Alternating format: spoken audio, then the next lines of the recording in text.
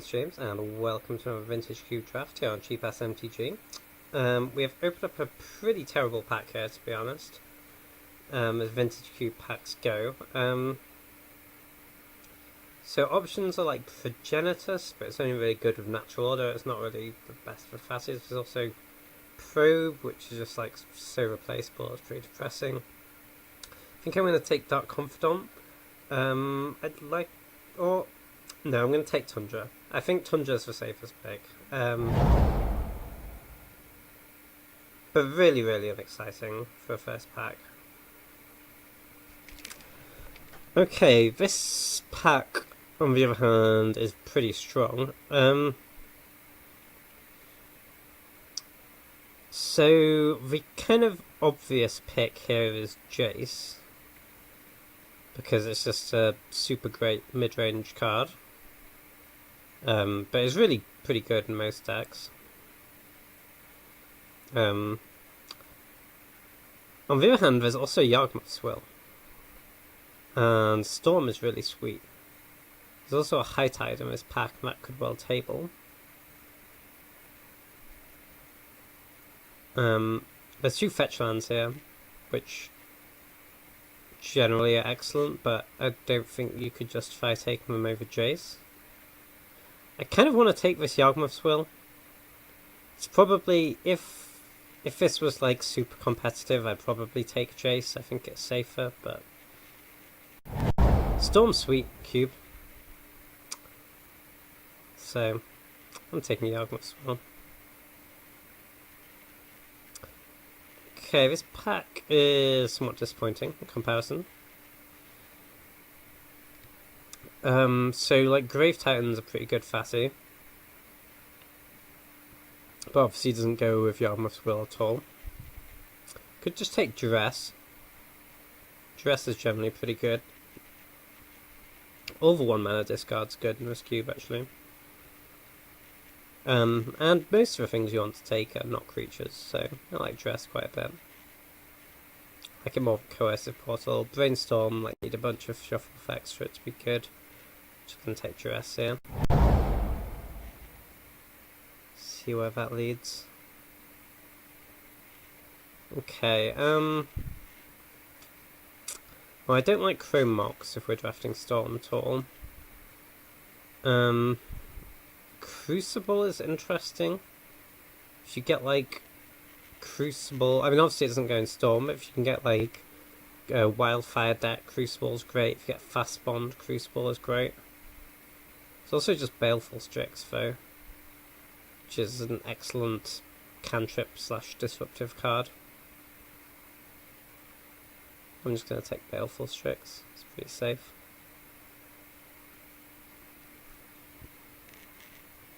Baleful Strix is actually good in Storm as well. Like, I mean, not like premium, but it slows your opponent down in cantrips.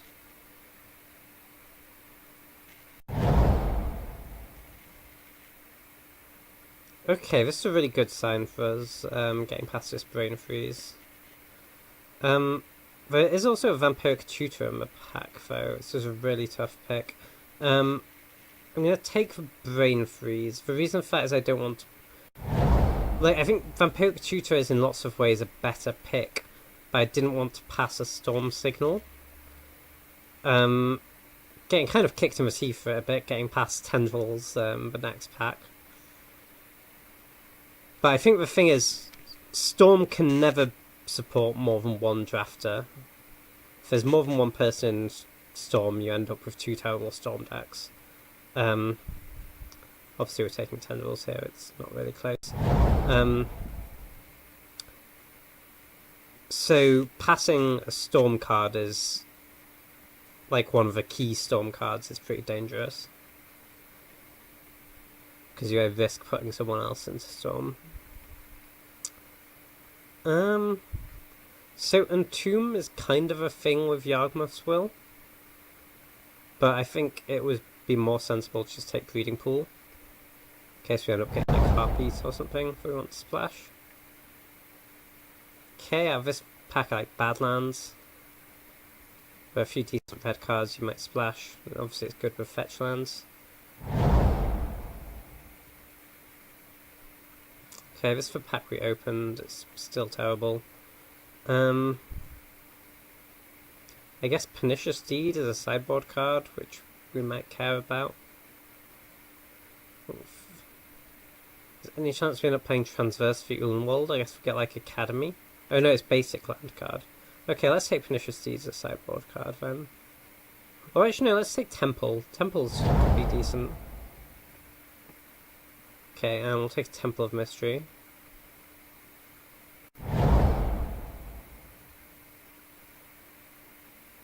Okay, Mystic Snake or Shadow Mage Infiltrator. Kind of hope not to play either of these.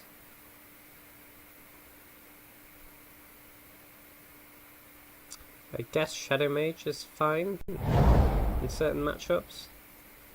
I'll take Faithless Looting here actually, we've got quite a lot of green fixing already.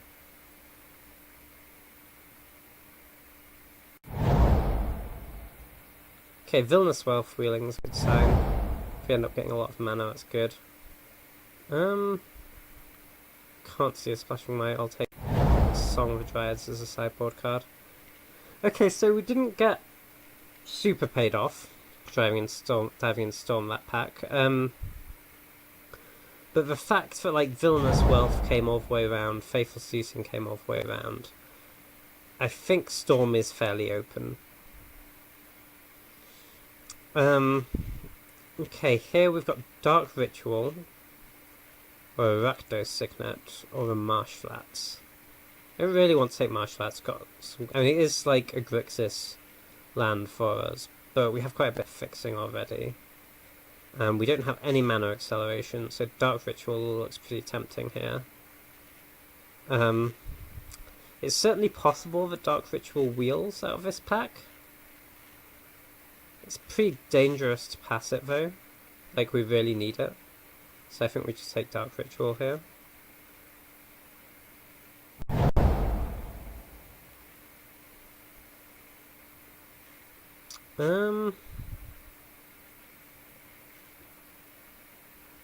Okay, this pack's fairly mediocre. So we could take like a Mana Confluence or Steam Vents, or we could just take Mana Leak. Yeah, I think let's take Steam Vents here. There are a few decent red cards that it's nice to splash for. Okay, Gush is pretty good. If we get like a Lion's Eye Diamond and another decent fetchable land, we'll wish we had Trinket Mage, but I don't really want to take it this early. Gush could certainly wheel. We could consider taking something like Hedron Archive over it. Like, no one else really wants Gush. 2, 3, 4, 5, 6, 7, 8 cards go over it. Kind of a risk though, we do really need that sort of effect.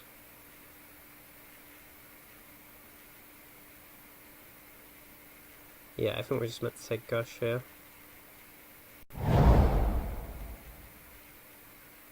Ooh, that's a good pack for us. I think we just take Imperial Seal. It's pretty close though. Cabal Ritual is certainly excellent for us as well. Cabal Ritual may well wheel though, and Imperial Seal certainly won't. So I think let's take that.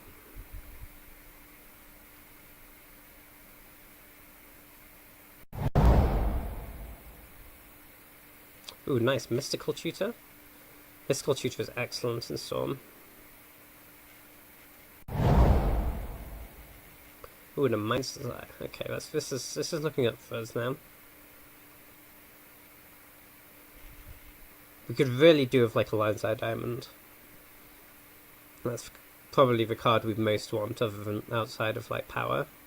Or like Heartbeat of String would be very good as well. Ooh, Wheel of Fortune. That's nice. That's nice. Take it over Temple. Bring to Light would certainly play as well, but Wheel of Fortune is way more important. Certainly don't want to play against Thalia, but certainly not hate drafting. Okay, so we really just need some more mana now in our deck. Magus of the Wheel. Do we care about that?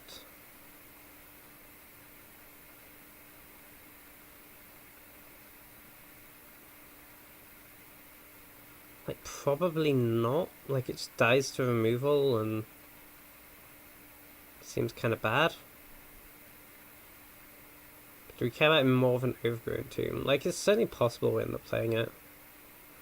Yeah, I guess we take it here. Not thrilled about it.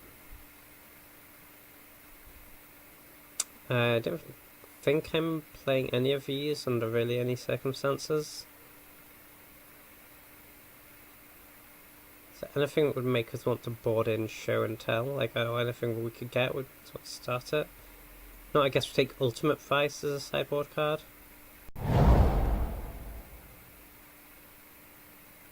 It's all pretty bad. Let's just cut the black card, I guess. Temple of Malady, sure. Okay, Turnabout Wheeling's decent. We don't really have any reason to play it at the moment, but could certainly get one. Okay, but all the temples, we kind of have too many tap lands at this stage.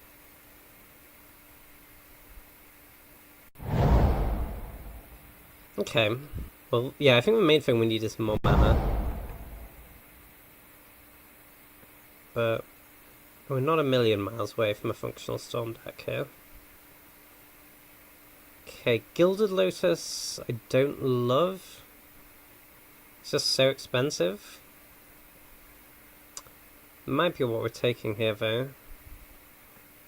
Can't take Tinker, we don't have enough artifacts. Like, we either take this or like a Dismember, and that sounds horrible. Take up the stage.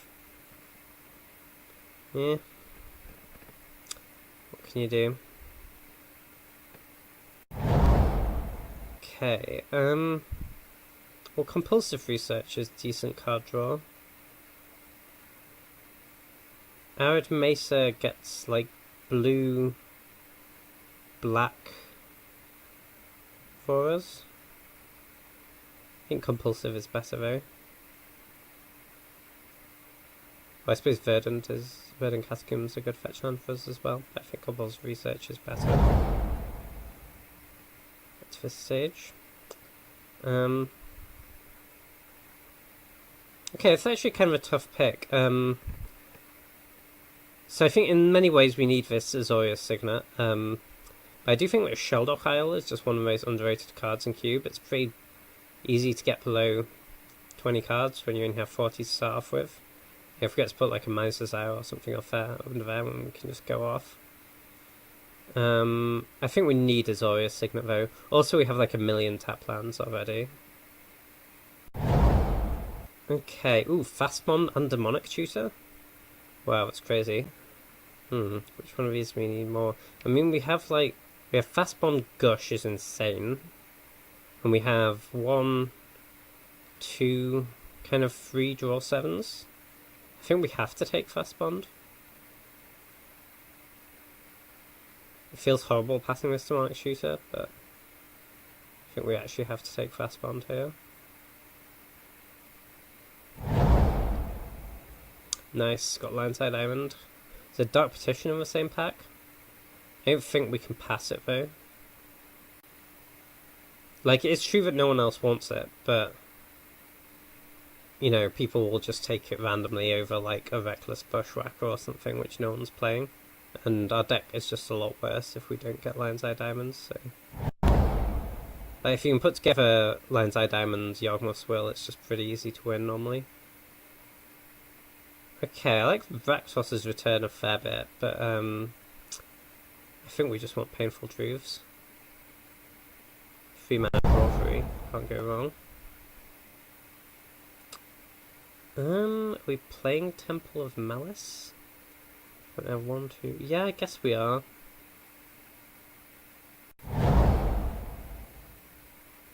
Okay, Grim Tutor's decent. I mean, it's obviously the worst tutor, it's pretty expensive, but, you know, you play all the tutors you can get really in Storm, even the terrible ones.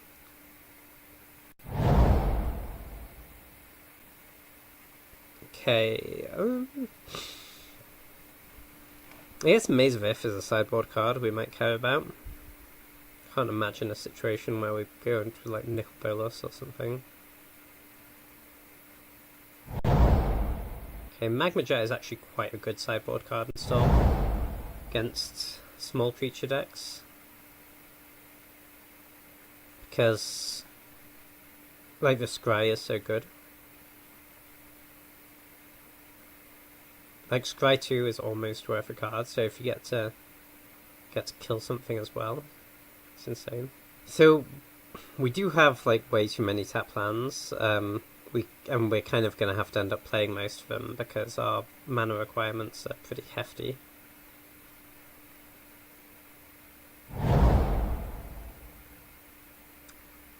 I'm not really playing any of these cards.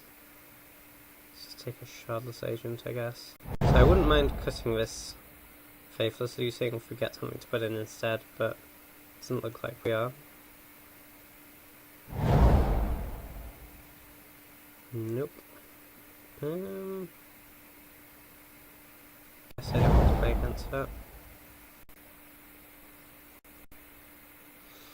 Okay, like I think this is fine. Yeah, I'm not thrilled about the Faithless Looting just because it's red, but I think this is fine.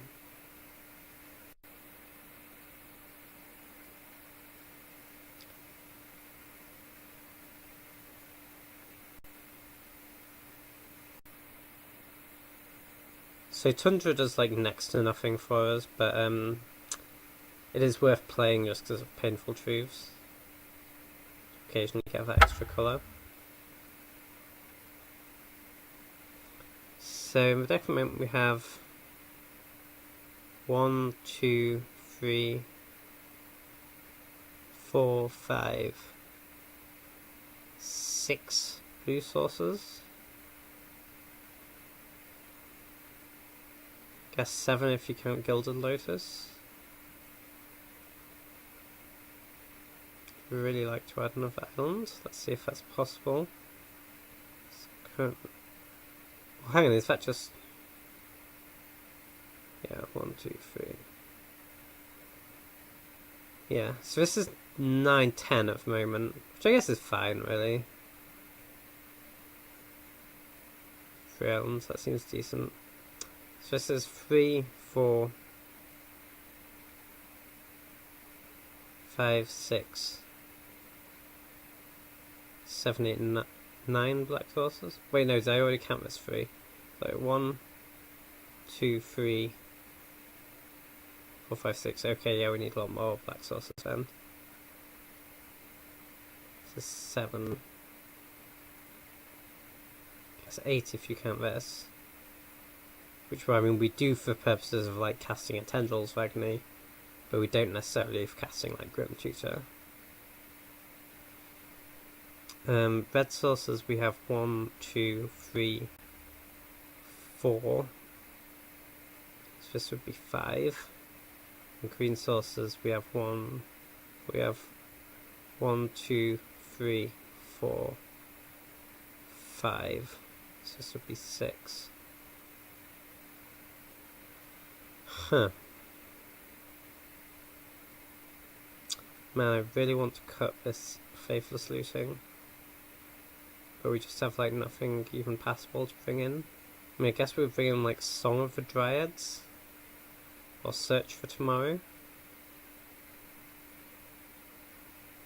I mean, maybe Search for Tomorrow is okay. This is 40, right? Yeah. It seems fine if you have green on turn 1, right? Also kind of fixing. Okay, I guess we do this. Oh, I think that's just worse though, because even like we're not that likely to have green on turn 1 either. And I think we kind of have to run it as it is. I'm pretty sad about it, but yeah, we just don't have anything we can really replace it with. Anywho, let's see if we get away with it. See you back for round 1.